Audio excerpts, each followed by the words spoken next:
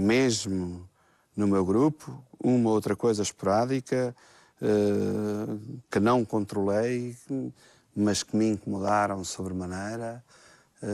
Posso lhe dizer, por exemplo, a sevícia sobre um guerrilheiro que acabou de morrer, uma sevícia que tenha sido exercida, por exemplo, desculpar-me-á, mas, por exemplo, aquelas coisas, aquelas bravatas de coisas, de cortar um sexo e coisas, e metê-lo na boca de uma pessoa. Penso que em Angola, e como reflexo daquilo que foram os primeiros massacres de 61 e as primeiras unidades, houve excessos que são hoje em dia conhecidos e quase públicos, com esse tipo de troféus, de orelhas, cabeças, etc. Penso que em Guiné, em Moçambique, que eles também aconteceram. Primeiro quem eu vi a cortar a orelha é o Tareba. Cortava a orelha e trazia. Até às vezes metia a orelha do humano dentro do pão, comia pão, quando aproximava a orelha, puxava para trás, comia pão, o sangue humano ficava mesmo no pão, ele comia.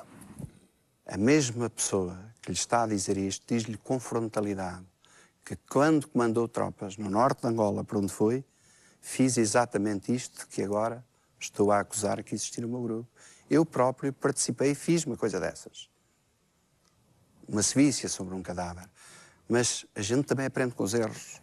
Isso depois perdeu-se, mas não é segredo para ninguém. Havia mesmo alguns que, depois de mortos, não é? De cortar a orelha ao morto, ou cortar-lhe o nariz para ter como recordação, para fazer um amuleto, pronto, eram os troféus de guerra. Havia disso. Eu conheço comandos que têm coleções de orelhas. Coleção. Eu conheço alguns comandos que tinha crânio, como candeeiro de cabeceira. Pode ter havido casos particulares, procedimentos particulares de pessoas que podem ter tido essa ideia desse colecionismo macabro. Não é? Mas, de maneira nenhuma, foi um procedimento generalizado ou existiu como norma. Nós chegamos a apanhar depois do 25 de Abril, não é?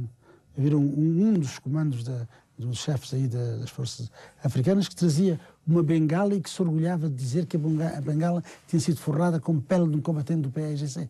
No comando dos africanos, eu nunca vi ninguém a cortar a orelha, mas vi uma pessoa a cortar a cabeça.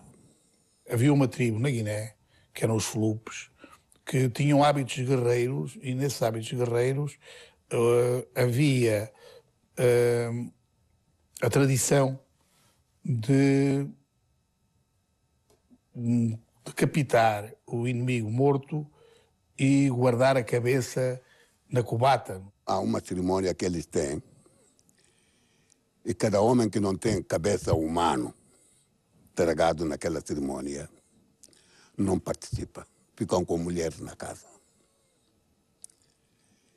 E nessa cerimônia também, para beber vinho, bebem com caco de crânio de um homem. De resto, o cortar dedos e tal, não, isso no meu batalhão é rigorosamente mentira. Não havia rigorosamente nada disso. Nada. Nem orelhas, essas coisas que se dizem. Nada. Na Guiné, essas práticas não estavam completamente fora de uso e de aceitação. Fizemos muitos combates com comandos especiais. De encontrar uma pessoa civil, cortam as orelhas. A questão da gente trazermos orelhas, dedos das pessoas como troféu, a dizer que nós tivemos melhor resultado, isso nas flechas nunca se verificou. Nunca se verificou porque os flechas da província do Uís eram filhos do Uís. Nasceram na província do Uís. E nós estávamos a combater mesmo na província do Uís. Vinha alguns ferrieiros assim, um ou outro alferes, mas em todos os casos tratava-se de indivíduos doentes, desvios, não eram indivíduos normais. guardavam dedos, guardavam orelhas, guardavam narizes. Eram indivíduos já, a gente dizia apanhados. Eram poucos, não eram muitos.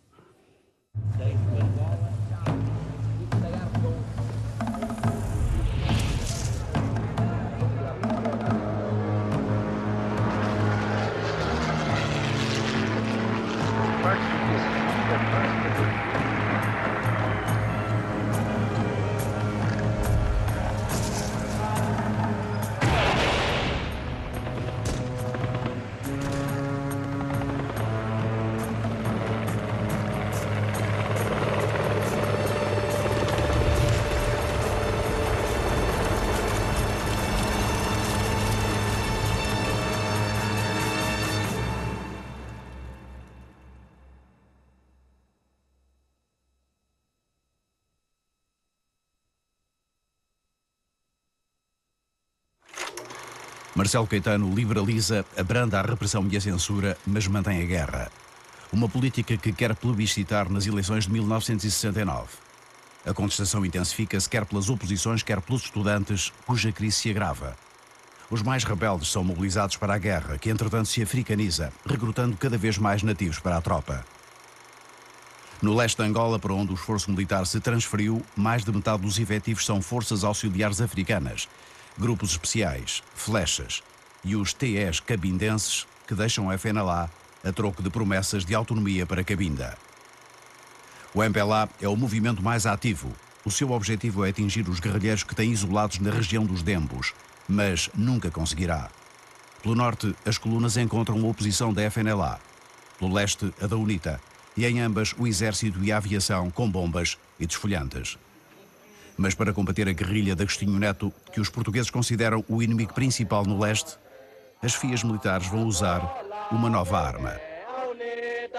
Em 1970, era muito acentuado o grau de subversão nesta vasta região, correspondente a quase metade do território angolano. A FNLA, que já tinha grupos na zona de Luacano, introduz um batalhão por Teixeira de Sousa, instalando-se mais tarde no Alto Chicapa, abrindo uma frente com cerca de 100 de guerrilheiros munidos de armas ligeiras e pesadas. A UNITA, deficientemente armada e com cerca de 700 homens, segundo cálculos portugueses, estava organizada em 3 regiões, situadas na área do rio Mucuanha e nas zonas a norte e a sul do rio Lungué-Bungo. O MPLA, que já atuava nas 3ª e 4ª chamadas regiões político-militares, abre a 5ª, continuando assim a alargar a sua zona de influência. Os guerrilheiros dispunham de armas fornecidas sobretudo pela União Soviética e por outros países do leste europeu. Morteiros de 82 mm, lança-granadas foguete, minas anticarro e antipessoal, canhões sem recuo. Além de espingardas automáticas Kalashnikov, semiautomáticas Simonov e metralhadoras ligeiras e pesadas, pistolas metralhadoras M25. Um relatório português considerava então o MPLA bem organizado, bem armado e formado por guerrilheiros de grande coragem, atuando muito rápido sobre as forças portuguesas. Os indivíduos tinham poder de manobra, que nós abríamos um itinerário, por exemplo, de Ninda para Gacotinho. Picava-se aquilo, sim senhor, demorava 3 ou 4 dias, não é? Atravessava-se. Quando vinha a sair uma coluna de Gacotinho para Ninda, já estava outra vez com aquilo tudo minado. E depois coordenavam a ação de minagem com ataques. E depois a minagem já não era feita da mesma maneira, não é? Eles punham as minas no tapete da estrada, como a malta quando rebentava a mina saltava das viaturas, começaram também a pôr minas ao lado nas faixas laterais da estrada. Aí isso criou um clima de desassossego tremendo, não é? Faziam a emboscada a disparar paralelamente ao movimento das viaturas e no sentido contrário às viaturas. Portanto, mantinham a coluna debaixo de fogo durante muito tempo. Deslocavam-se de noite, andavam a noite inteira para irem colocar a mina, não é? Por vezes em pequenos grupos já, em 2, 3 indivíduos. Faziam um combate mesmo de guerrilha, não é? Nós atuamos em guerrilha. Entrando em guerrilha é pequenos grupos. Grupo de 5, grupo de 10, grupo de 15, grupo de 33 pessoas. a grelha.